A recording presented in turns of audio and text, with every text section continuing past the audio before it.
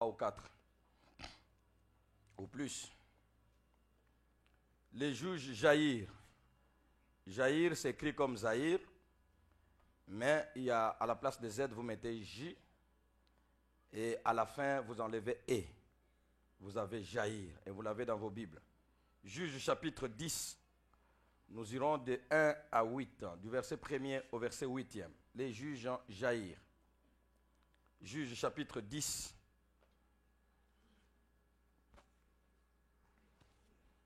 Du 1er au 8e verset.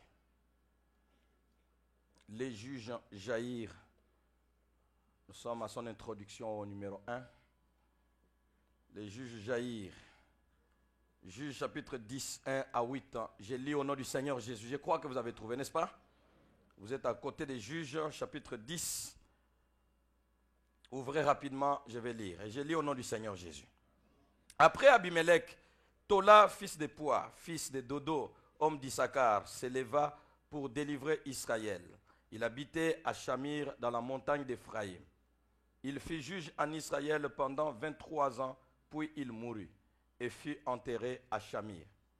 Après lui, lisons ensemble le verset 3, après lui s'éleva Jaïr, les Galadites, qui fut juge en Israël pendant 22 ans.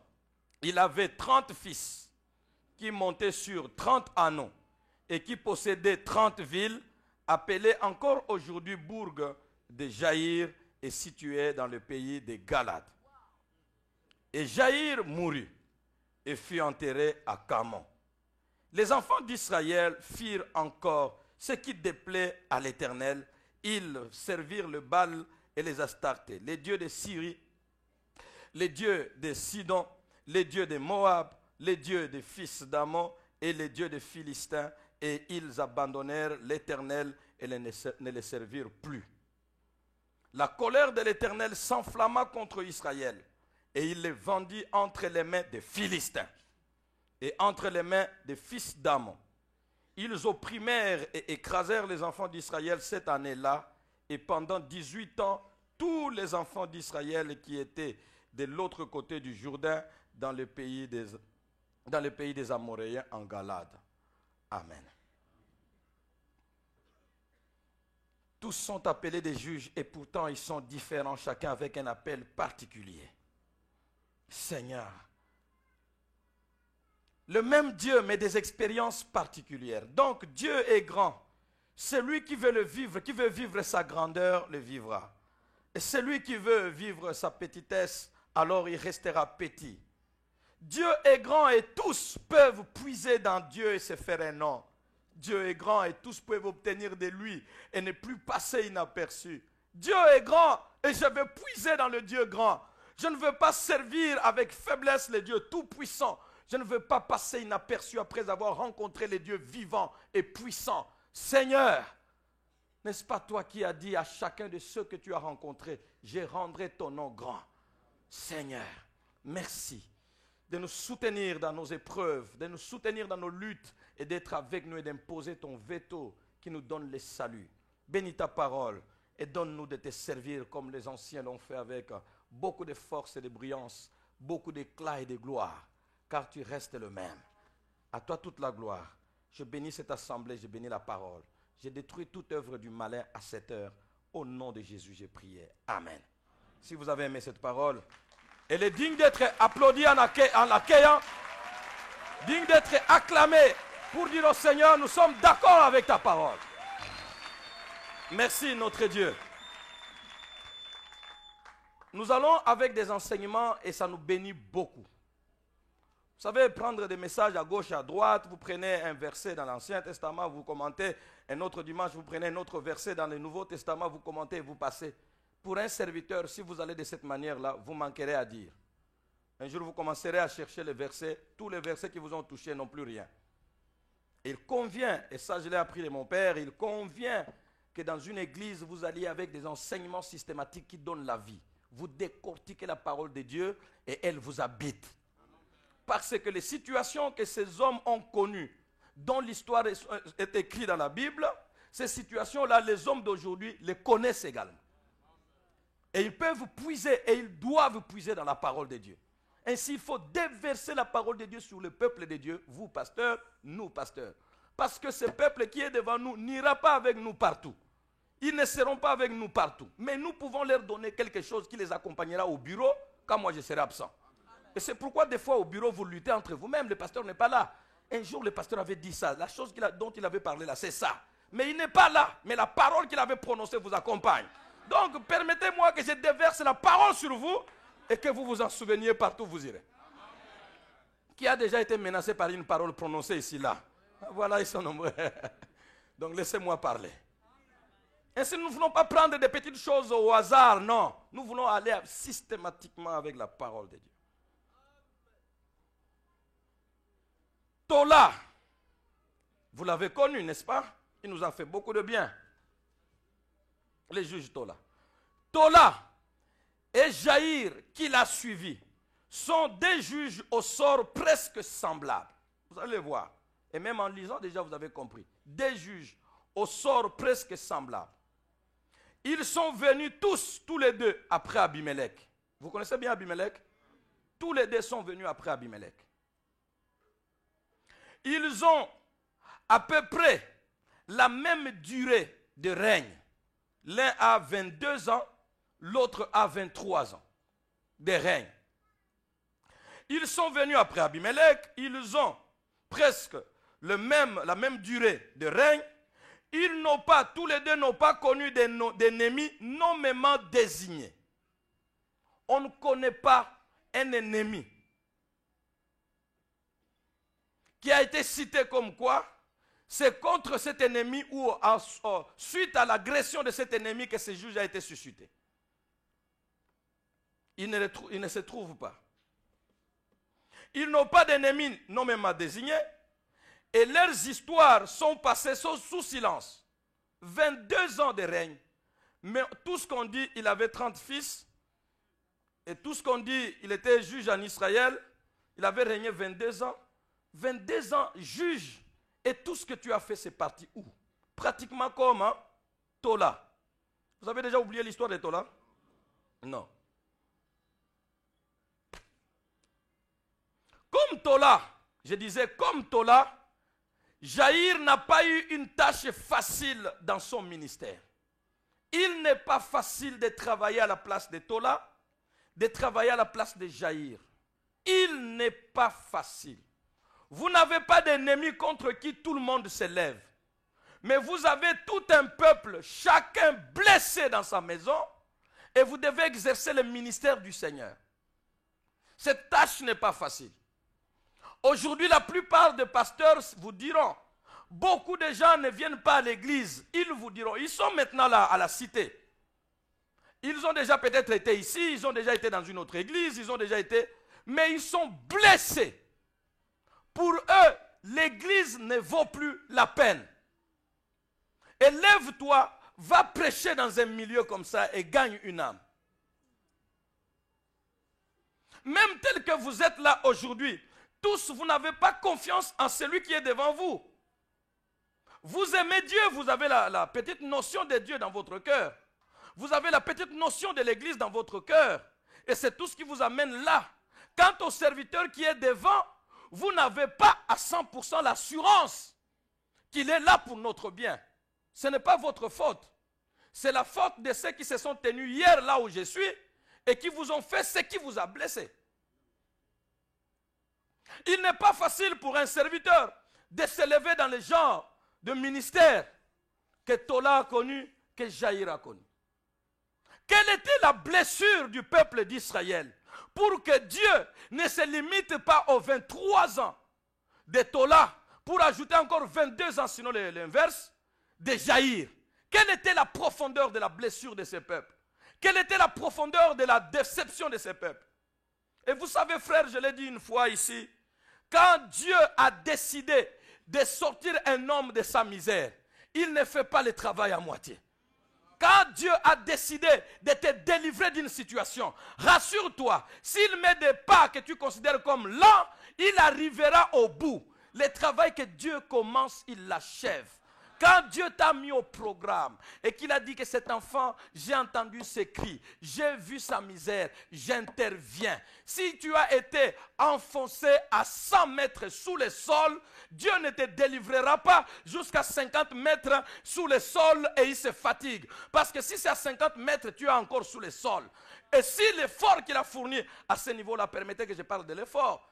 Si le travail qu'il a fait s'est arrêté à 50, il ajoutera un autre travail jusqu'à ce que tu sois sur la surface. Dieu, quand il a commencé avec un homme, il achève.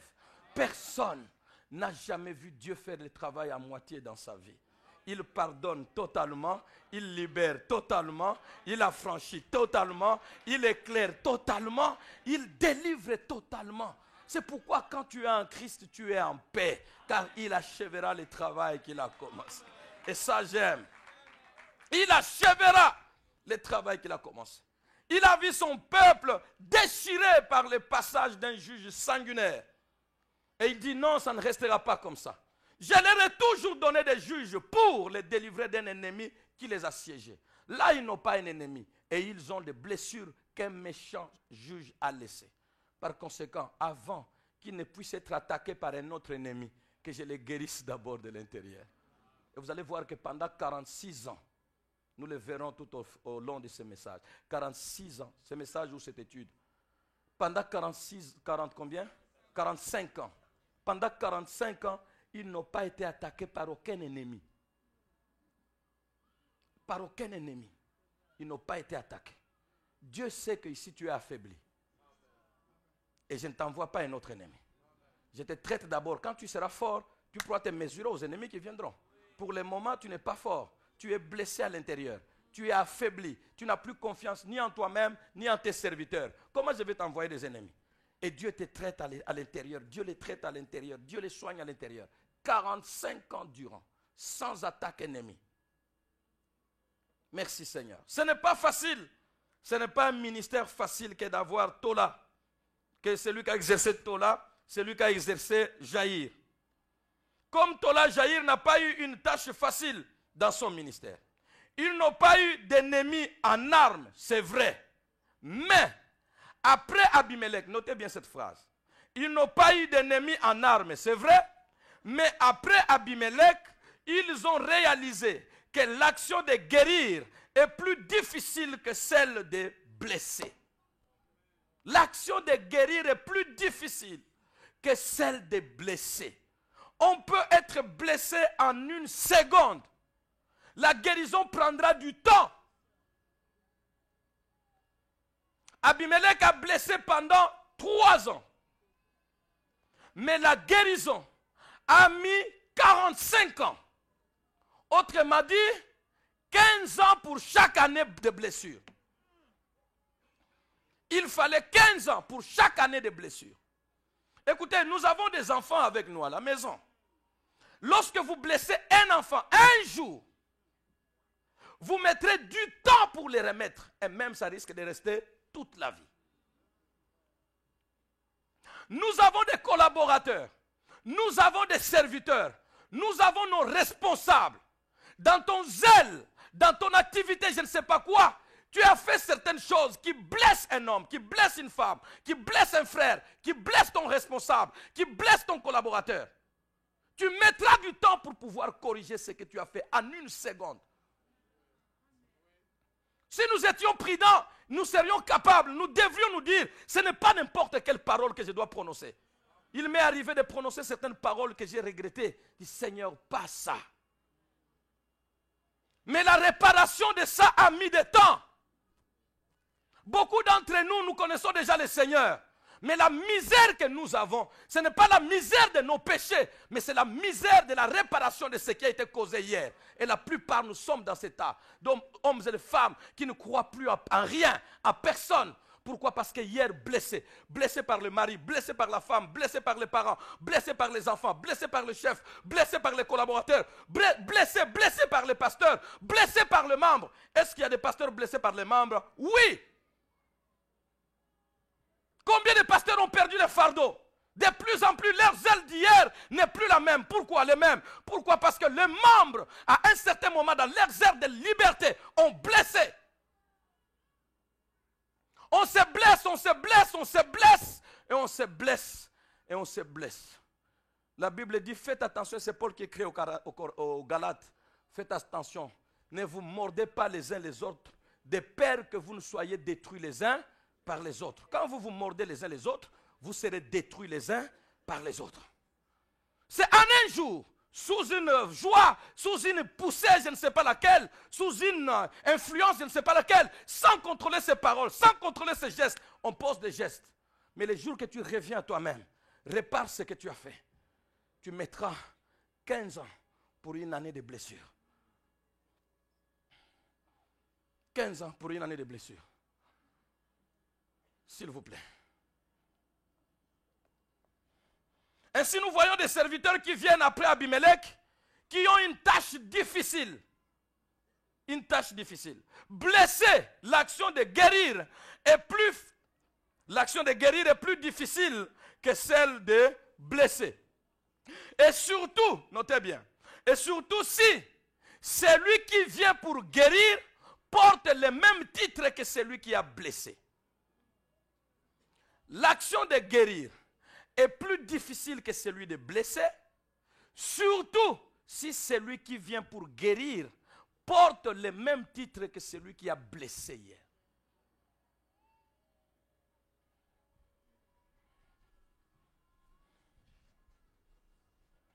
Un homme qui est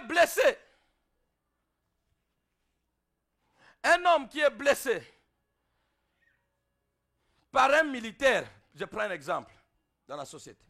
Un homme qui est blessé par un militaire et qui voit un médecin civil qui vient à son aide, ce médecin va souffrir, mais cet homme-là va quand même accepter. C'est l'un qui m'a blessé et c'est l'autre qui m'a guéri.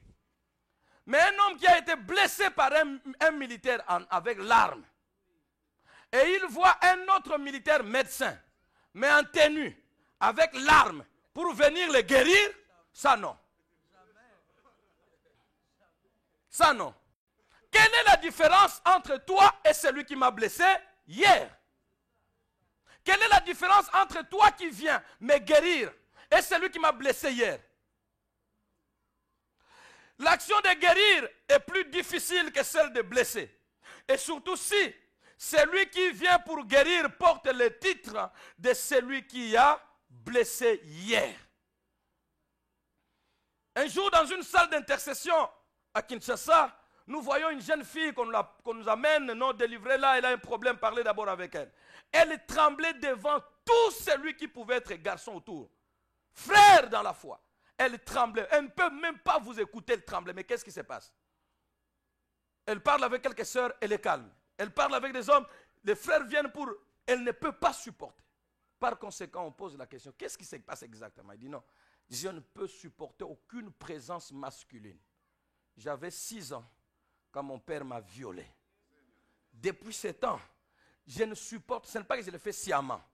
Tout ce qui est masculin, pour moi, c'est ennemi, c'est destruction.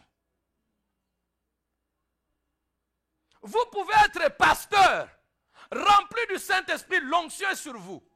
Devant une telle personne, vous n'avez pas de place. Parce que vous êtes pasteur, mais vous êtes homme. Quand elle vous voit, elle voit son père qui l'a détruit. Surtout quand celui qui vient détruire dit que c'est lui qui a détruit hier. Beaucoup de pasteurs aujourd'hui n'ont pas assez d'audience dans nos maisons. N'ont pas assez d'audience. Aujourd'hui, sincèrement parlant, il est difficile que l'on donne à un pasteur à 100% confiance. C'est difficile. Même ceux qui s'approchent là, il faut mettre des années pour qu'ils croient que tu es de Dieu. Des années. C'est pourquoi je ne suis pas d'accord que l'on puisse changer de pasteur à tout moment. On prend un pasteur, on l'amène là-bas. Après 2 ans, on le prend encore, on l'amène là-bas. Après 2 ans, on le prend encore, on l'amène là-bas. Bon, je ne sais pas qu'est-ce qui a conduit à ça dans certaines églises, mais ce n'est pas bien. Parce qu'aucune personne ne lui fera confiance véritablement. Pendant que vous mettez 1 année, il commence à voir 2 ans, il commence à voir. La personne commence à s'approcher petit à petit. Hier, un papa, après le culte au deuil, un papa est venu me dire, pasteur, vraiment, je bénis le Seigneur. Un papa responsable. Je bénis le Seigneur, je vous vois à la télé, mais maintenant je vous ai vu comme ça. Quelle grâce. Pasteur, continuez à prêcher comme ça. je vous suis. Mais de plus en plus, nazo poussa na malembe jusqu'à ce que j'arrive là. Ce papa-là est en train de... Azo poussa na malembe. Azo poussa na malembe, pourquoi? Il a suivi un jour, ça fait combien d'années, je ne sais pas. Pourquoi il ne peut pas le lendemain venir? Il dit non, il prêche bien, mais on ne sait pas en dehors de ça qu'est-ce qu'il est. Paf! Après, il suit encore, dit, ah, mais on dirait qu'il y a quand même quelque chose. S'il y avait quelque chose d'autre, bon, mais attendons d'abord un peu. Paf! Il ne met pas. Il y a des gens qui peuvent mettre le pas pendant 10 ans, en train de mettre le pas pour aller au Seigneur. Parce que ceux qui sont passés avant ont laissé des choses dans les cœurs. Et vous êtes là. Il y en a qui ne peuvent pas voir le pasteur au bureau pour aller parler avec lui. Lui dire mes problèmes. Mais c'est lui qui a répandu mon histoire hier. Là, c'est un pasteur, non? Je lui avais dit une histoire. Il a répandu ça partout. C'est un pasteur. Allez dire encore à celui-ci. Non, non, non. Il prêche bien, mais ils sont tous les mêmes. Surtout quand celui qui vient pour délivrer, pour guérir, porte le même titre que celui qui a blessé.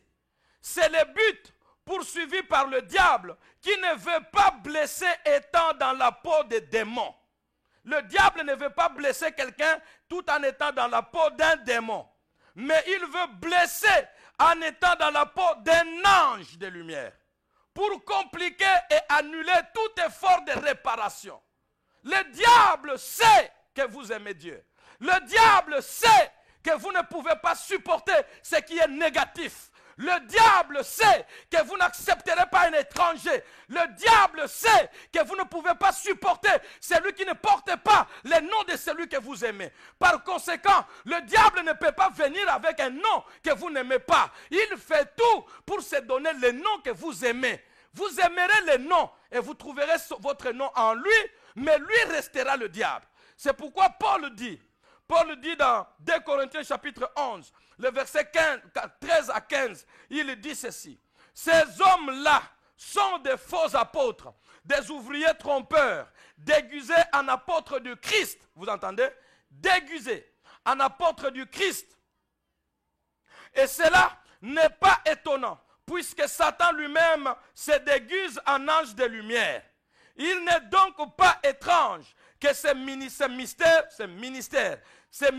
de Dieu soient aussi. Sinon, ces ministres de Dieu aussi se déguisent en ministres de justice. Ces ministres, je vais dire des démons, les ministres de Satan, se déguisent aussi en ministres de justice. Leur fin sera selon leurs œuvres. Le diable connaît l'homme.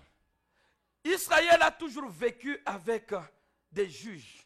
Il y a un malheur, un juge arrive, le salut arrive. Il y a un malheur, un juge arrive, le salut arrive. Il y a un malheur, un juge arrive, le salut arrive.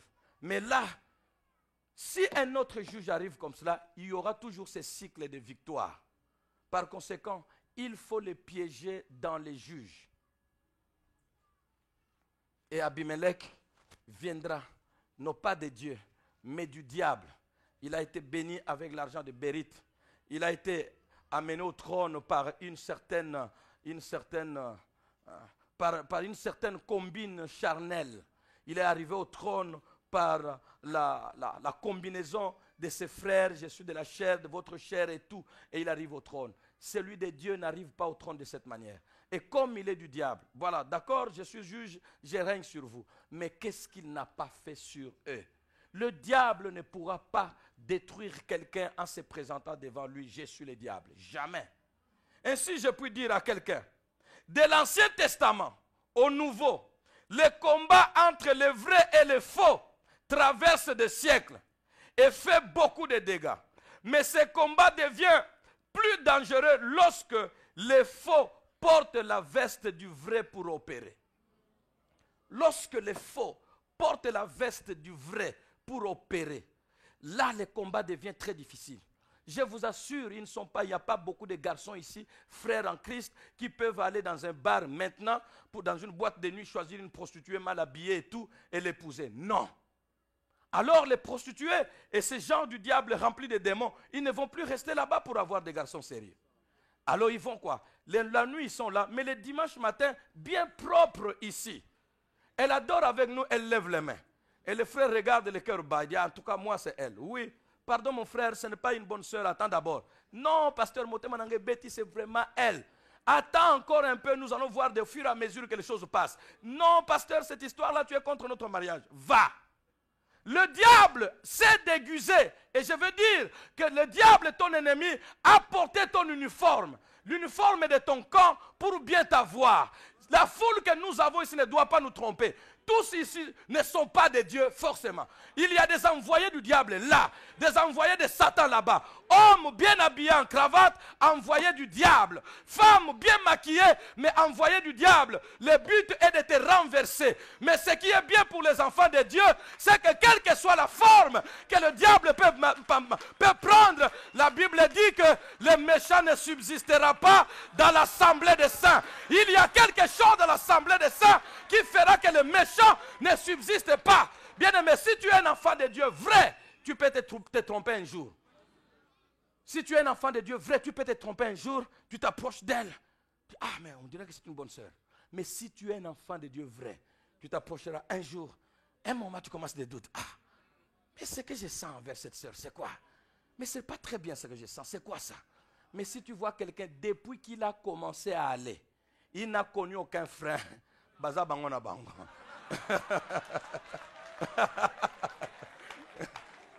Baza bangona bango.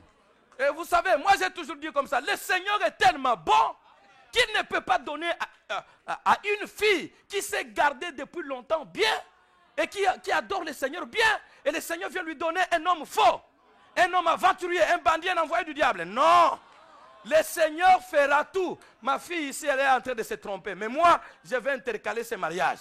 Tu vas à gauche, le Seigneur barre. Tu vas à gauche, le Seigneur bloque. Tu vas à droite, le Seigneur bloque. Jusqu'à ce que, de l'autre côté aussi, le Seigneur ne donnera pas à un jeune garçon sérieux, lui donner une fille envoyée du diable. Si tu es vraiment enfant de Dieu sérieux, il ne t'enverra pas un envoyé du diable. Non. Vous allez commencer, ça ne marchera pas. Vous commencez, ça ne marche pas. C'est Dieu qui refuse. Ma fille m'a craint, mon garçon m'a respecté, je ne lui donnerai pas n'importe qui. Et la Bible dit, on ne donne pas aux petits chats le bien des enfants. Tu es quelque chose de précieux. Attends le Seigneur. Il te donnera ce que lui a préparé. Parce qu'il connaît que le diable a sémé dans l'assemblée. Que le diable a sémé dans l'assemblée. On s'est marié un jour, 2 jours après, on est déjà dans les regrets. On s'est marié un jour, 3 jours après, on est déjà dans les regrets. Ah non, en tout cas, véritablement, j'ai des preuves que c'est un démoniaque. D'accord. S'il est démoniaque, ce n'est pas seulement maintenant. Peut-être qu'il devient maintenant. Mais s'il était démoniaque, tu devais le savoir. Le diable se déguise. Le diable fait tout pour créer des serviteurs. C'est pourquoi quand nous parlons comme ça, certains disent vous êtes trop jaloux. Oui, un pasteur doit être jaloux. S'il n'est pas jaloux de l'église qu'il conduit, il n'est pas pasteur du tout. Il est alors mercenaire. Un vrai berger est jaloux.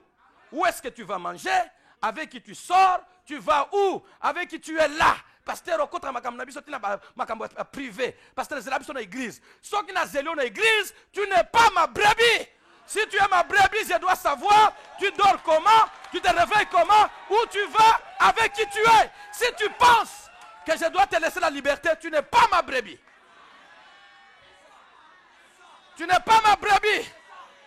Et c'est pourquoi vous voyez que les bergers à l'époque, qu'est-ce qu'ils avaient? Jusqu'à présent, les brebis ont toujours des chiens qui les accompagnent. Les chiens bergers qui les accompagnent. Quand lui ne peut pas être, comme lui ne peut pas être partout, quand il y a une brebis qui est là-bas au fond du troupeau et qui commence à prendre une autre direction, il envoie les chiens.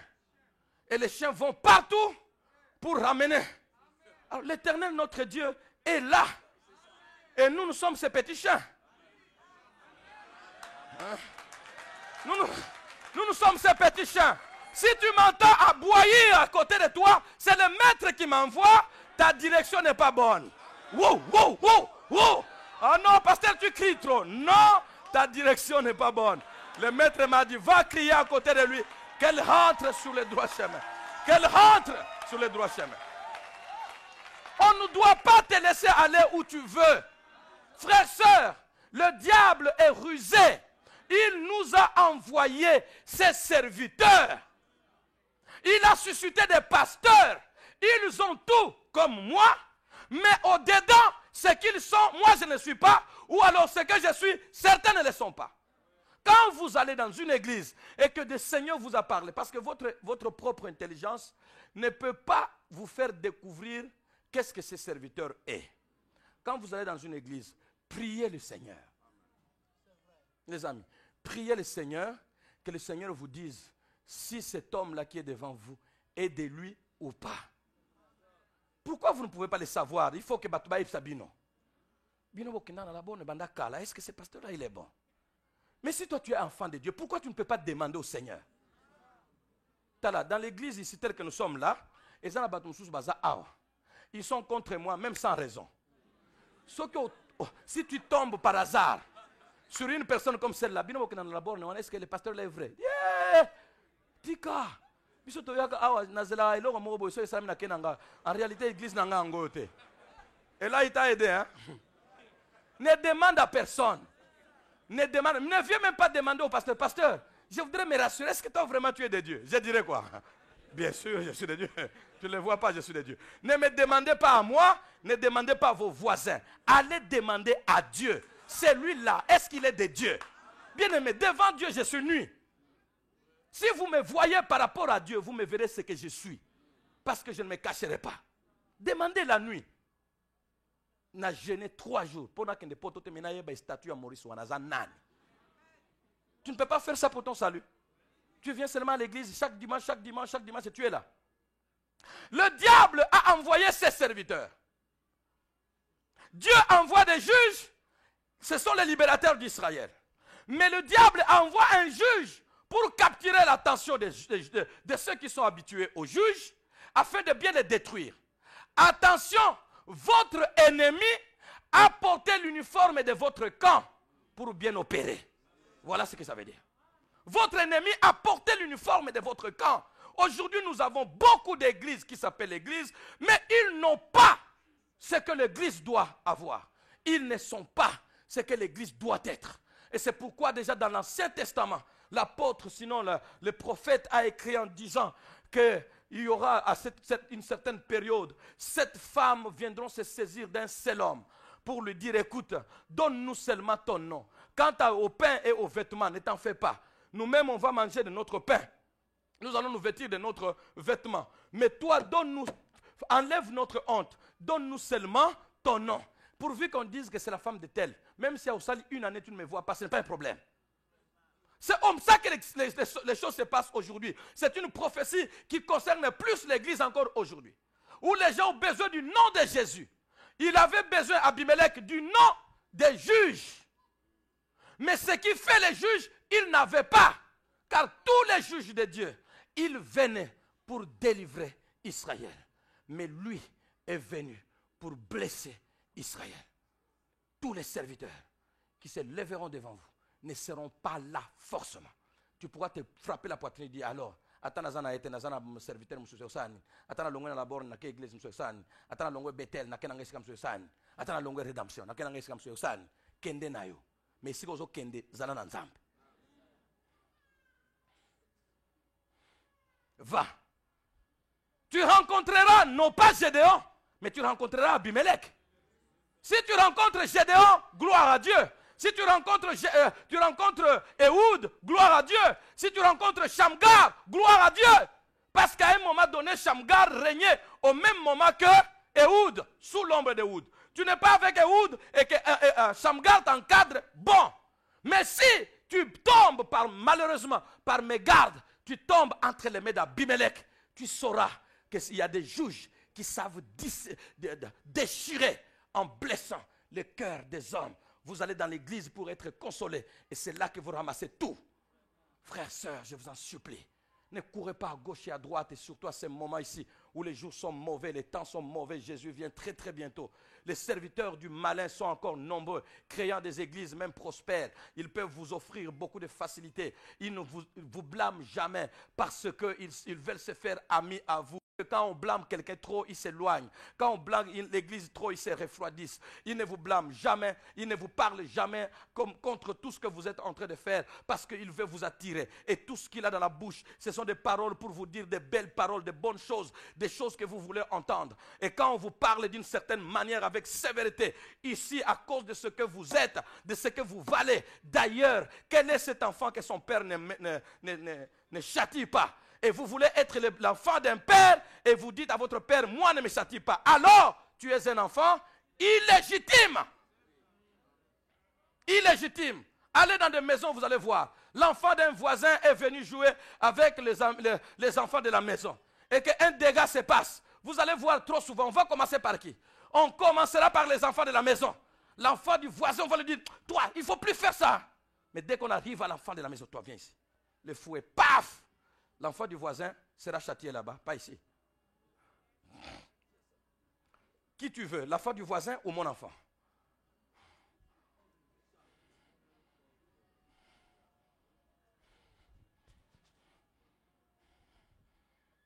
Toi, tu veux qui? Là, être qui? L'enfant du voisin ou mon enfant?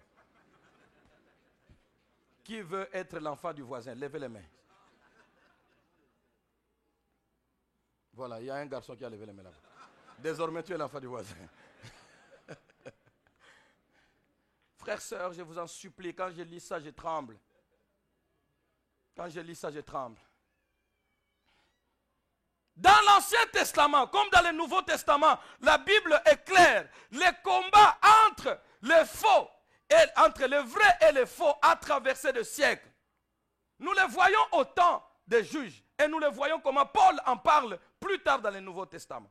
Les combats entre le vrai et le faux a traversé le siècle et a fait beaucoup de dégâts. Mais ce combat devient encore de plus en plus dangereux lorsque le faux porte la veste du vrai. Le faux est en train de porter la veste du vrai. Le faux est en train de porter la veste du vrai. Le mauvais est en train de porter la veste du bien pour bien séduire les gens. Parce que vous savez faire la différence entre le bien et le mal, mais vous ne savez pas faire la différence entre le vrai mal et le faux mal. Ou le vrai bien et le faux bien. Le diable, c'est là qu'il trouve sa possibilité de nous avoir. Parce que je ne peux pas les empêcher d'aller à l'église, que je crée mon église. Et il en a créé combien? Parce que je ne peux pas les empêcher de faire confiance aux pasteurs, que je crée mes propres pasteurs. Parce que je ne peux pas les empêcher de faire confiance aux juges, je suscite mon juge à moi. Parce que je ne peux pas les empêcher de faire confiance aux anges, je me transforme en un ange. Il ne peut pas t'empêcher de faire confiance aux anges. Alors il va te donner un ange qui vient de lui. Il ne peut pas t'empêcher de faire confiance au pasteur, d'aller à l'église. Il ne t'empêchera pas. Mais il va te créer des églises. Je suis jaloux? Oui, je suis jaloux. Vous ne savez pas qu'est-ce que ça nous coûte que vous puissiez être tel que vous êtes là. Je suis jaloux. Quand je vois certains de mes collègues qui sont là, ils peuvent faire 3 ans, 4 ans, il n'y a que 20 membres. C'est déjà un travail que de suivre 20 membres. Et que quelque part, les efforts, la grâce de Dieu, les sacrifices énormes, vous êtes là à l'église. Vous ne savez pas ce que ça coûte aux serviteurs que vous puissiez être là. Et ce n'est pas comme par hasard que vous êtes là. Si tout dépendait de vous, vous ne serez pas là où vous êtes. Il y a une force qui vous maintient là. Ce n'est pas ma force. Mais je dois chercher cette force jour et nuit. Seigneur, s'il te plaît, ne laisse pas les troupeaux être dispersés. S'il te plaît, ne laisse pas les troupeaux être dispersés. S'il te plaît, donne-moi quelque chose qui va s'ajouter à leur connaissance, à leur édification. S'il te plaît, qu'il y ait quelque chose qui augmente les racines en toi. Et on prie comme ça, et on prie comme cela. Et tu es là. Et puis demain, je vais être joyeux d'entendre qu'un charlatan pasteur est passé par là. Il t'a emporté. Et je reste tranquille. Après tous les efforts fournis en toi pour former Christ. Frères, sœurs, s'il vous plaît. C'est à moi de vous dire que vous êtes en insécurité. Il y a plus de faux maintenant que de bien. À moi de vous dire qu'il y a plus d'Abimelech parmi les juges que les Gédéons. À moi de vous dire qu'il y a plus des anges, de diables transformer en ange de lumière que les anges de lumière autour de nous. À moi de vous dire que partout où vous passez, dans les écoles, dans toutes sortes d'activités que vous avez, au marché, il y a toutes sortes de mauvaises doctrines qui circulent à gauche et à droite. À moi de vous dire que vous ne venez pas ici, je ne veux pas vous voir ici seulement parce que je voudrais que vous mettiez beaucoup d'argent dans le panier. Je vous en supplie, frères, sœurs, il faut que vous corrigiez cela dans votre pensée. Ça ne me vient pas, et même ce n'est pas la première de mes préoccupations, ce n'est même pas la deuxième, ce n'est même pas la troisième. Je voudrais que Christ soit formé en vous. Je voudrais que le Seigneur se révèle en vous. Je voudrais que vous connaissiez le Seigneur comme je le connais. Je voudrais que vous puissiez dépendre de lui et que vous voyiez sa gloire. Je voudrais que vous ne puissiez avoir que lui. Je voudrais que vous puissiez laisser de côté tout ce qu'il y a comme activité que vous avez qui vous donne confiance, afin que vous puissiez vous réjouir de la joie que lui seul donne. Je voudrais tout simplement que le Seigneur soit votre véritable appui et que tout ce que vous aviez avant comme espérance, tout ce que vous aviez avant comme appui, intelligence, famille, je ne sais pas de quelle grandeur ou mariage réussi ou beauté ou quoi que ce soit, ce sont des petites espérances éphémères et qui vont en se déchirant. Plus vous grandissez, plus ces espérances tombent en caduc et en défaillance. Le travail se perd et toutes sortes de biens que vous aviez tombe en carotte, rongé par des vers. Alors, j'ai besoin que ce qui ne se ronge pas reste en vous. J'ai besoin que ce que personne ne peut vous ravir reste en vous. La jeunesse passera, la beauté passera, les habits passeront, le travail passera. Quel que soit ce qu'il vous donne comme avantage, je ne peux pas vous voir là, juste pour donner de l'argent dans le panier, et puis c'est tout. Moi, je m'enrichis, on construit, on fait tout. Et ceux qui donnent de l'argent sont des candidats assurés pour le chemin de l'enfer. Je ne peux pas être là à vous blesser à nouveau, alors que vous êtes déjà longtemps blessés. Frères, sœurs, si je veux de l'argent, Seigneur, donne-moi de le chercher autrement. Pas sur les dos des hommes et des femmes qui demain vont aller droit en enfer dans le feu éternel. Et moi, je n'ai fait que profiter de leur argent. Quelle culpabilité! Je vous en supplie, frère. Prostitué, mais on donne l'argent à l'église, très bien. Voleur, mais on donne l'argent à l'église et même beaucoup. Corrupteur, mais on donne des paquets à l'église. Oh, pasteur, tout le monde sait que je suis le grand soutien. Oui, au ciel, il n'y aura pas de soutien. Dieu n'a pas besoin de soutien au ciel. Alors, comme Dieu n'a pas besoin de soutien au ciel et que ta valeur sur la terre était le soutien, donc tu n'as pas d'avenir. Frères, sœurs, je vous en supplie, que le Seigneur nous aide, que nous comprenions et que le Seigneur aide tous ceux qui prêchent. Frères, quand vous prêchez, ne soyez pas légers. Prêchez tout en sachant qu'il y a quelqu'un là-bas, sa route est véritablement à la bifurcation. Si vous ne prêchez pas bien pour toucher son cœur, il ne met pas en enfer, ça risque d'être pour toujours. Alors prêchons avec beaucoup de sérieux. Ce n'est pas pour nous faire un nom. Je n'ai pas besoin de nom. Ce n'est pas pour nous faire une certaine réputation. On n'a pas besoin de réputation, frère. J'ai besoin que ce que le Seigneur veut voir dans chacun de vous se réalise. C'est le Seigneur dans vous. Il y a des Abimelech. À moi qui passe devant vous et qui vous influence, qui doit vous dire, à moi de vous dire ça. Parce que d'une manière ou d'une autre, je vous influence. Et si je vous parle mal, je serai combien de fois coupable devant le Seigneur. Si je ne vous dis pas qu'il y a déjà les juges du diable qui sont là, qu'il y a déjà des anges transformés, des anges de Satan transformés en des anges de Dieu, qui sont là au milieu de nous. Et vous me traitez de jaloux? Non, je suis en train de faire mon travail. Où est-ce que tu vas manger? Brouter. Avec qui tu es? À qui tu fais confiance? Attention, ton ennemi a décidé de porter l'uniforme de ton camp pour bien t'avoir. Vous êtes dans un camp, vous êtes dans une armée. L'un a telle uniforme, l'autre a telle uniforme. L'armée en face est plus forte que notre armée. Et qu'est-ce que les gens d'ici peuvent faire? Ils font tout. Ils abandonnent l'uniforme, ils vont de l'autre côté. Ils changent de camp. Il change de camp, il porte l'uniforme de là-bas.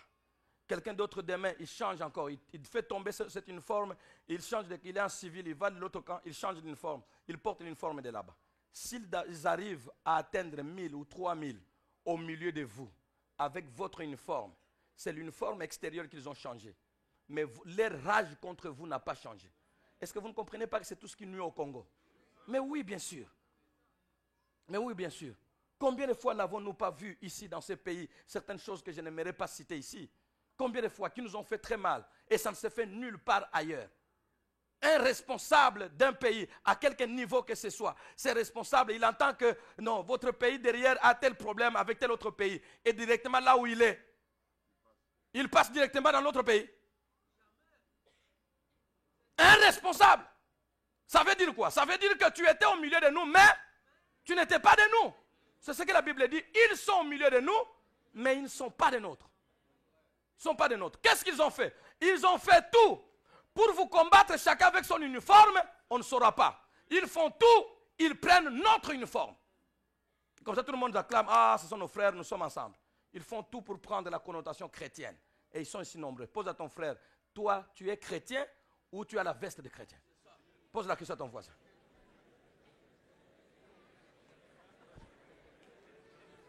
Toi tu es sûr qu'il va te dire que moi j'ai la veste de chrétien? Il va te dire, mais dans le cœur, vous savez que c'est la veste de chrétien que vous avez pour trouver du travail, pour approcher à tel chef. Les chefs sont à la borne, en tout cas, il faut aller de plus en plus. Dans la salle, on faufile, on s'approche. Ah, bonjour directeur. Ah, mon frère, vous priez ici? Ah oui, nous sommes les frères en Christ, alléluia.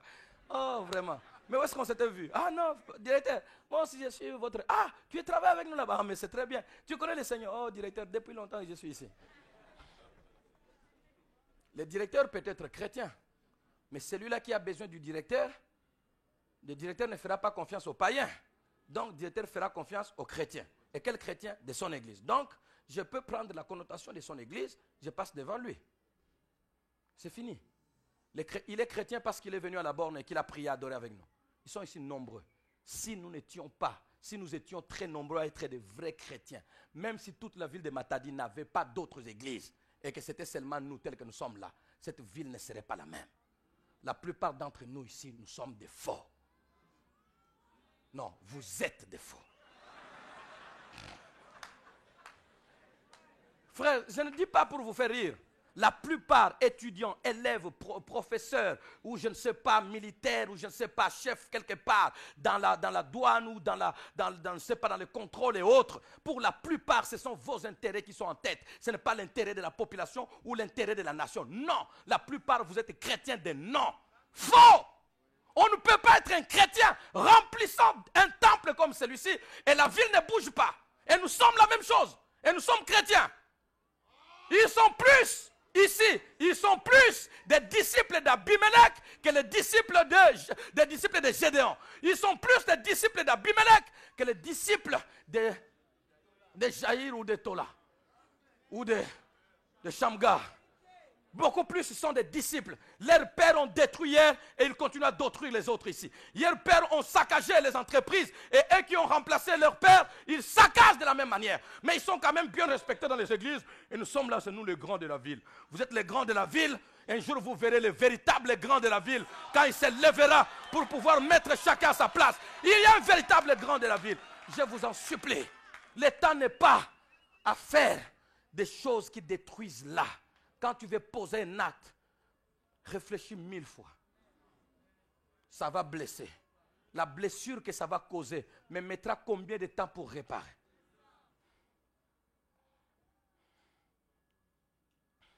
Ça me fait très mal. Très mal. Et lorsque je vois des serviteurs, j'ai voyagé avec certains, je ne vais pas vous dire certaines choses que j'ai vues. C'est lui qui a fait ça, oui.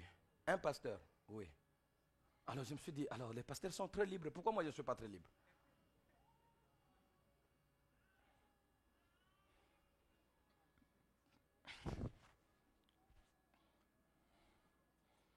Attention, pour terminer, ton ennemi a décidé de porter l'uniforme de ton camp pour bien t'avoir. Tu as toujours accueilli des juges, mais Abimelech n'est pas l'un d'eux. Les juges auxquels tu as toujours fait confiance, Abimelech n'est pas parmi eux. Je vous en supplie. Abimelech n'est pas parmi eux. Il y a des pasteurs qui ne sont pas des dieux. Il y a des pasteurs qui n'ont pas beaucoup d'apparence extérieure, mais qui sont des dieux dans cette ville. Il y en a. Pas d'apparence extérieure. Ils ne sont pas connus. Ils ne passent pas à la télévision. Des petites églises, mais vraies avec le Seigneur. Ils sont là. Vous, c'est les instruments que vous faites. Est-ce que vous savez que quelqu'un peut faire son église? Un païen.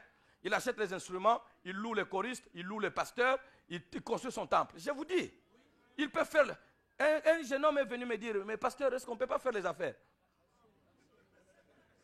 Faire les affaires comment? On dit non, moi j'ai construit les temples, et puis toi tu prêches, je te paye, et tu organises les choses, mais tout est à moi, c'est moi qui achète tout. Toi tu es comme mon serviteur, tu prêches, mais je vous dis, et ça existe. Et il fait les affaires, toutes les offrandes, c'est lui, à la fin du mois le pasteur reçoit quelque chose. Mais c'est un païen.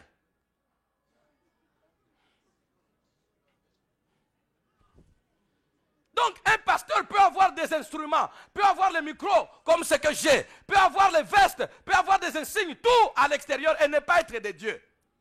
Ce n'est pas parce que quelqu'un passe à la télé et dit je l'ai suivi à la télé. Non, la télé vous trompe. Les occultistes aussi aujourd'hui passent à la télé. Il y a beaucoup de gens qui sont ici au milieu de nous. Ils ne seraient pas capables d'être au milieu de nous quand nous étions là-bas sous les rameaux. Sous les bâches. Bon, pas les rameaux, les bâches.